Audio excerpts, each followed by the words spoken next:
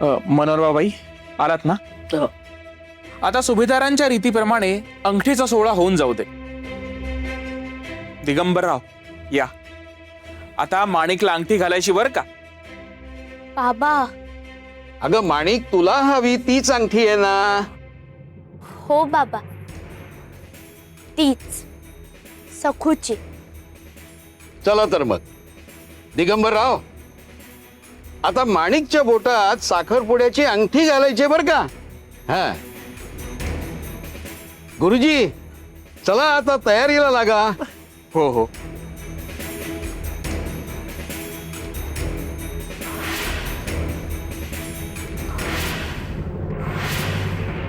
सगळ्या गावासमोर माझ्यावर आळ घेतला होतास ना?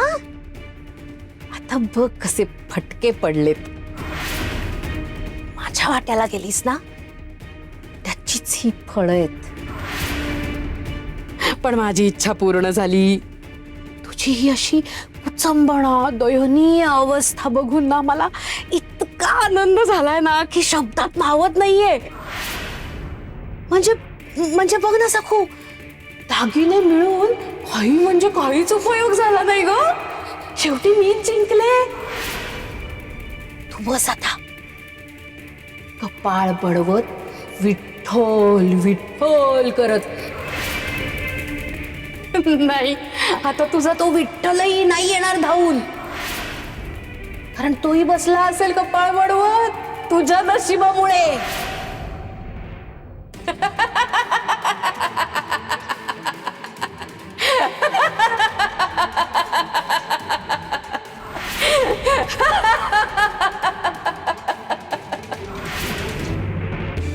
ऐकताय ना? ऐकताय ना? तर मामीची मुक्ता फळ अजूनही घडा भरला नाही वाटतं. हो, वेळ टळून गेल्यावर दुष्ट निर्दालन करण्यात काय हशीलय?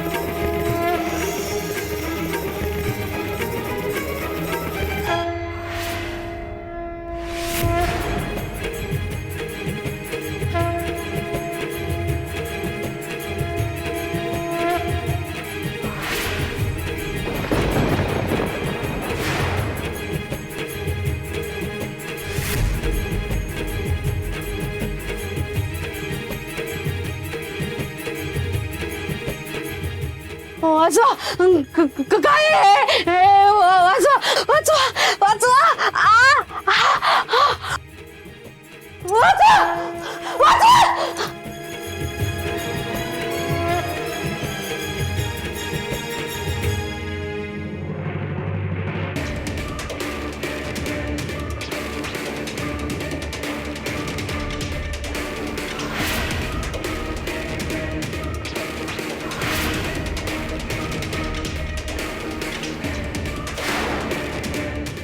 दिगो, अरे बघतोयस काय? घाल ना अंगठी.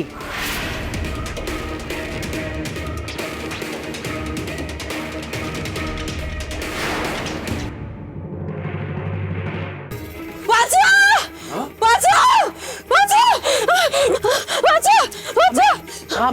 भावे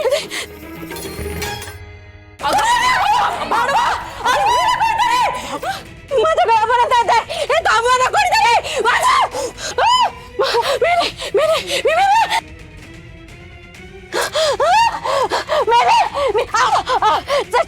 चटका लागतोय. अरे कोणीतरी आणवा आहे.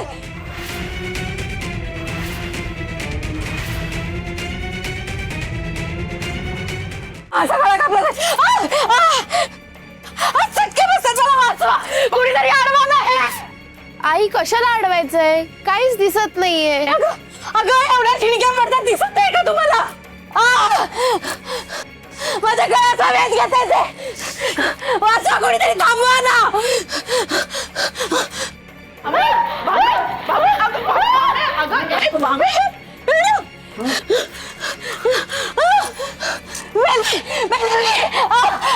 बापरे, या भामेच्या डोक्यावर परिणाम झालाय बहुतेक. दिसत तर काहीच नाहीये, पण बोंब बघा हिची. काय झालंय? कोण आहे?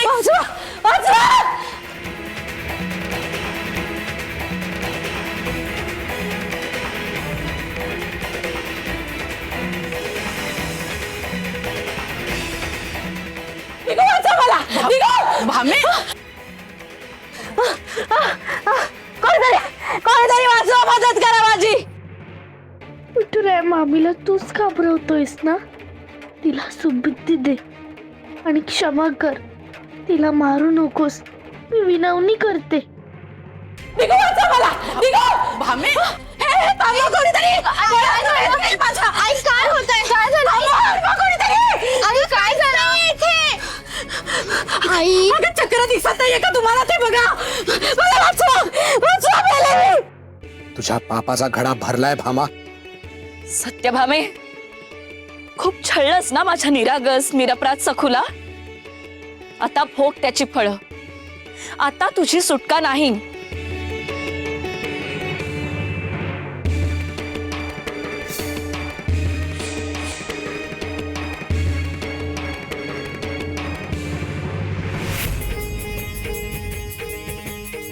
आपल्या पापांचा घडा भरलाय. आई, आपल्या पापांचा घडा भरलाय. ही ही आपल्या पापांची शिक्षा आहे. आई, आपण सखूला खूप छळलंय.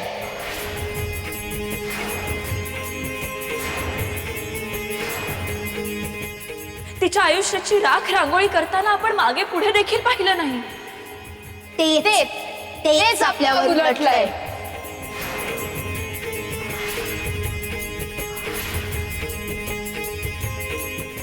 आता पाय धरून सखूची क्षमा मागायला हवी.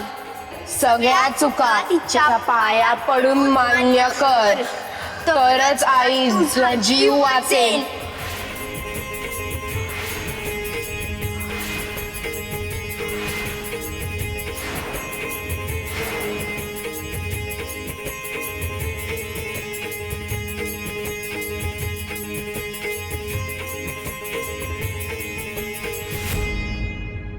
सखूचा विठुराया ही शिक्षा देतो आहे.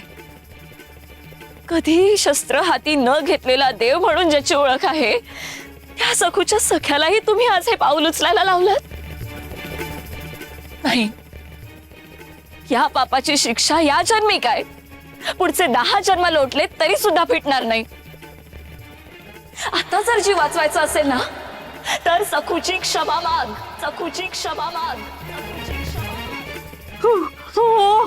मी मागते मामी, मी क्षमा मागते, पण माझा जीव वाचेल ना?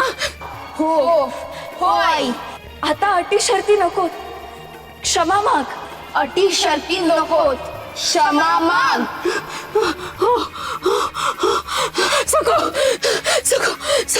सखू क्षमा कर मला, क्षमा कर सखू. मी तुझी क्षमा मागते. मी तुला खूप छळलं.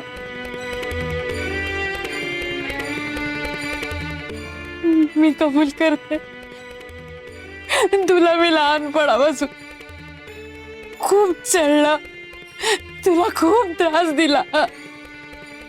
माझं लग्न झालं आणि मी या घरात आले आणि या घराशी माझी तुलना होत राहिली. माझा कायम पाणउतारा केला गेला. मला ते नाही आवडायचं, म्हणून मी तुला त्रास दिला. माझ्या मुलींची तुझ्याशी होणारी तुलना आणि त्यांचा केला जाणारा उद्धार मला सहन नाही व्हायचा. सखू आली की मन कसं प्रसन्न होतं. नाहीतर तुम्ही दोघी सारख्या भांडत असता एकमेकींशी. आणि तुमची आई, ती सुद्धा माझ्या गुणी नातीचा दुस्वास करत असते. सखूकडून शिकण्यासारख्या अनंत गोष्टी आहेत. तिच्या वागण्या बोलण्यातली रसवंती घेतली ना तरी पुष्कळ झालं.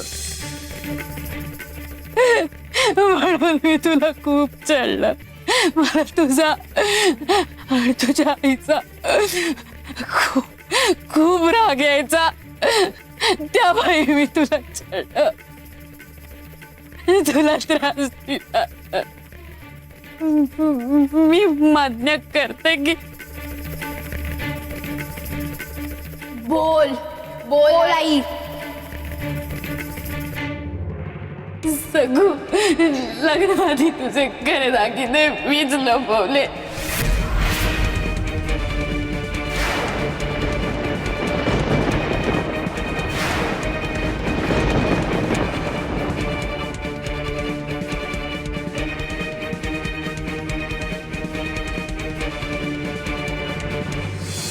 हे घ्या, कुठेही वाच्यता नको.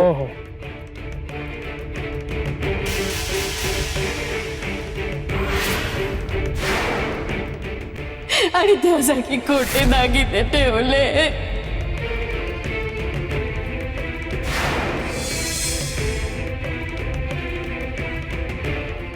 हो मी बोलते जगू, मी सगळ्यांसमोर कबूल करते की मीच विठुरायाच्या रावणात चौथऱ्याखाली ते दागिने ठेवले.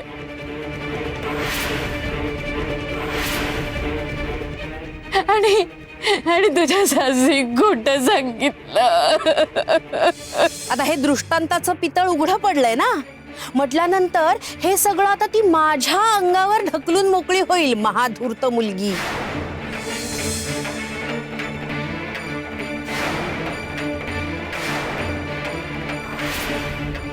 एवढंच नाही जगू, नरपशूच्या गुहेत सुद्धा मी तुला पाठवलं. लय साधी आहे ग पोर. एका झटक्यात तिचा विश्वास बसला. सखू उद्या एकटी जाणार हे नक्की.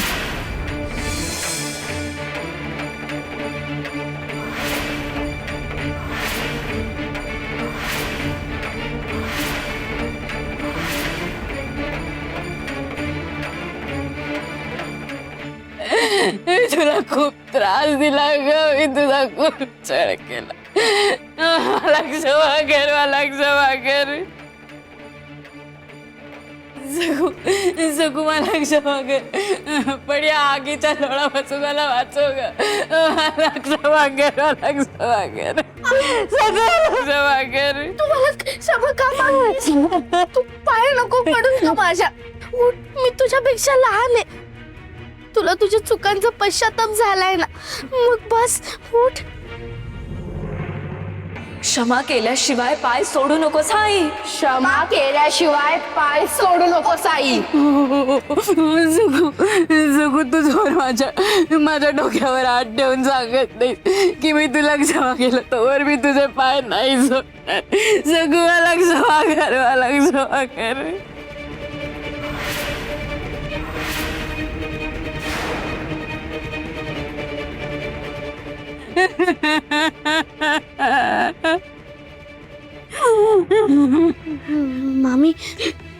मामी मी तुला क्षमा करणं एवढी मोठी नाहीये ग, पण चरण आलेल्याला विठुराया क्षमा करतो. तू त्याची क्षमा माग. माझी काही तक्रार नाहीये, पण आज खऱ्या अर्थाने माझ्या उमई अप्पांवरचं कलंक पुसला गेलाय.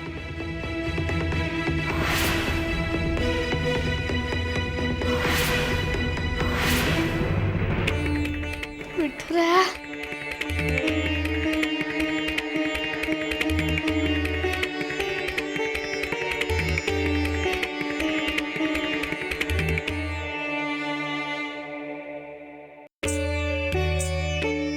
पांडू म्हणायचा तशी त्या कंस मामीची अखेर जिरली. चांगलीच सखूच्या पाया पडून तिची क्षमा मागावी लागली. हेच हवं होतं मला. देवी, सखू मला का भावते ते बघा. ऊन, पाऊस, वारा, सुगंध, ह्यांना कसं फक्त देणं इतकंच ठाऊक असतं. मग उपभोग घेणारा कोणीही असो, त्यांचा स्वभाव कधीच बदलत नाही. आपली सखू ही तशीच आहे, शुद्ध आणि सात्विक. मामींनी तिचं आयुष्य उद्ध्वस्त केलं होतं हे सत्य जेव्हा समोर आलं, तेव्हा सुद्धा तिच्या मनात कुठल्याही प्रकारची सूड भावना जन्माला आली नाही. या क्षणी तिचा स्वभावही बदलला नाही. उलट मोठ्या मनाने तिने मामीला क्षमा केली. खरं तर क्षमा केल्यानंतर माणसाला अभिमान वाटतो आणि तिथेच अहंकार सुद्धा जन्माला येतो. पण सखूच्या बाबतीत हे शक्यच नाही. सखू सारखे भक्त भक्तीची, सात्विकतेची आणि माणुसकीची ध्वजा उंच फडकावत ठेवतात. धन्य आहेस तू सखू, आणि तुझ्या सख्याला सुद्धा तुझ्या अशा कृतींनी तू धन्य करतेस. पण देवा, सखूने तिच्या मामीला आता क्षमा केली आहे, तेव्हा तुम्हीही आपलं अस्त्र मागे घ्या. विठुराया, मामीला क्षमा कर.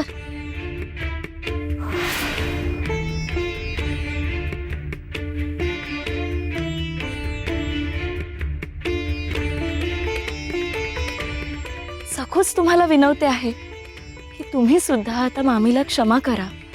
देवी, तुम्ही म्हणाला होतात ना की या अवतारात मी कुठलंच शस्त्र वापरलं नाही, आणि भात्यातून निघालेला बाण त्याचा वेध घेतोच, तो परत भात्यात रिकामा परतत नाही.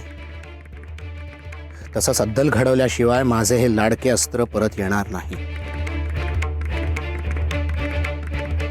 म्हणजे आता मामीला जन्माची आठवण राहील अशी शिक्षा होणार. सत्यभामे, ज्या तोंडाने तू उमाई, शिवप्पा, सखू, आजी यांचा उद्धार केलास ना, ते तोंड तिथेच अद्दल घडायला हवी.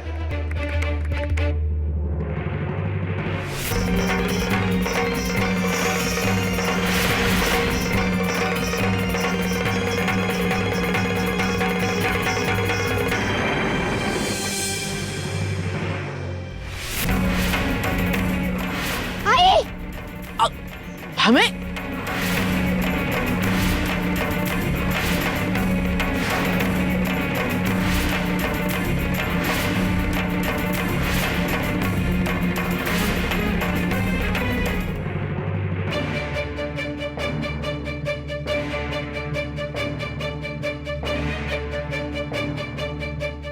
मला फार भीती वाटते.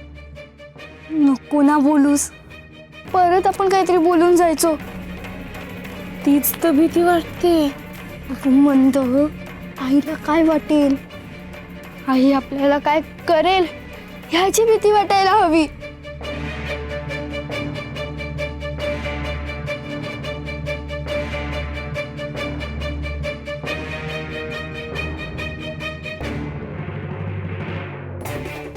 बरं, ही ग्लानीत आहे. मिली आतल्या गाठीची आहे. आपल्याच मावशीला फसवलं, आणि ते सुद्धा स्वतःच्याच भाचीचे दागिने पळवून. नाही म्हणजे बरंच झालं जाऊबाईंनी अद्दल घडवली.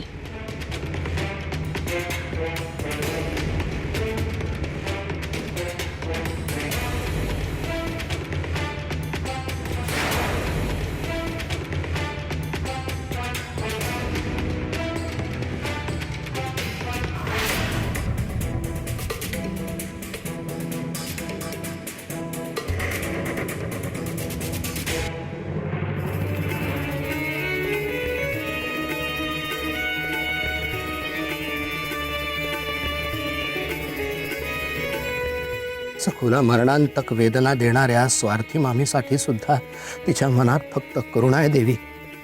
अखेरच्या क्षणापर्यंत ती तिच्यासाठी विनवणी करत होती. आपल्या आयुष्याचा मामीनं खेळ खंडोबा केला, हे विसरणं काही सोपं नाही. त्यासाठी मन निस्वार्थी, निष्पाप आणि शुद्ध असावं लागतं, तरच हे असामान्यत्व प्राप्त होतं. मला आणखी एक विशेष काय वाटतं ठाऊक आहे की आपला सखा प्रत्यक्ष विठुराया आहे. तो आपलं सारं काही ऐकतो आहे हे तिला ठाऊक आहे, आणि तरी सुद्धा याचा उपयोग तिने कुणालाही अद्दल घडवण्यासाठी केला नाही. पांडूलाही ती हेच सांगत आली की कुणालाही शिक्षा देणं हे आपलं काम नव्हे. इतक्या लहान वयात कधी कुणालाही समज असते. देवी, सखूची भक्ती फक्त तिच्यापुरती नाहीये, इतरांचं दुःख दूर करण्यासाठी सुद्धा ती ते करते. खाष्ट सासूची सेवा करते, कपटी मामीला क्षमा करते. हे दिव्य आहे. आणि म्हणूनच सखू माझी आवडती सखी आहे.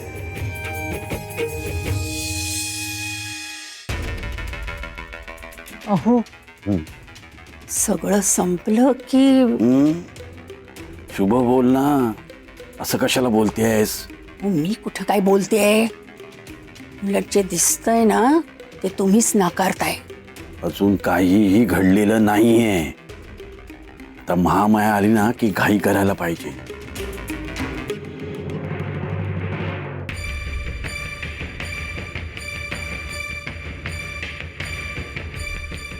मनोरमाबाई, कशी आहे तुमच्या भाचीची तब्येत आता?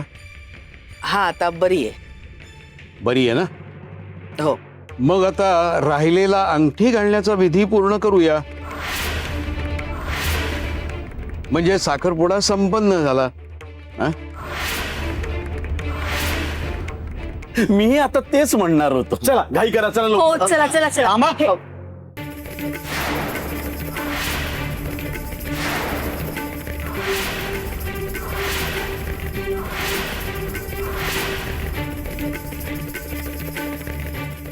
दिगू, तू घोर घेऊ नकोस. आपण हा साखरपुडा करून घेऊ. हा माणिक बाळा ये. नाही रामाई, आता हा साखरपुडा करण्याची काहीही गरज नाहीये.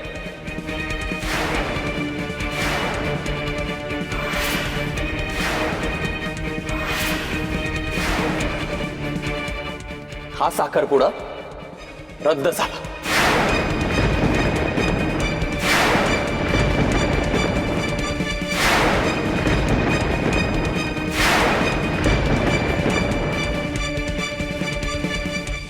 दिगू, हा काय अगोचरपणा आहे? अरे दिगू, भामेची तब्येत आता ठीक आहे, त्यासाठी साखरपुडा रद्द करण्याची काही गरज नाहीये. आणि रमाई असताना तू का निर्णय सांगतोयस? आणि तू असा निर्णय कसा काय बदलू शकतोस? नाहीच बदलू शकत. आणि दिगू, हा साखरपुडा अजिबात रद्द होणार नाही. तू मला वचन दिलंयस, विसरू नकोस. आणि कशाला हा साखरपुडा रद्द करायचा? अरे आपण सुभेदारांना शब्द दिलाय. रमाई, मला परक्यांसमोर घरातले वाद उकरायचे नाहीयेत. आणि वचन म्हणशील तर तू विसरतेस की सगळ्यात आधी तूच मला शब्द दिला होतास की सखू तिचे दागिने घेऊन आली तर तू औक्षण करून सन्मानाने तिला घरात घेशील.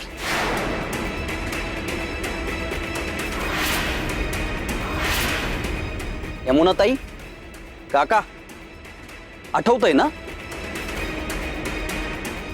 आणि आता खरे दागिने तुझ्याजवळ आलेत ना? आणि हे पण सिद्ध झालंय की सखू किंवा तिचे उमाई आप्पा खोटे नाहीयेत, चोर नाहीयेत. तशी भामाताईने स्पष्ट कबुली दिली. तेव्हा आता हे प्रकरण मिटलं. चोरही सापडला आणि दागिनेही. तेव्हा माझं दुसरं लग्न करण्याचा प्रश्न येतोच कुठे?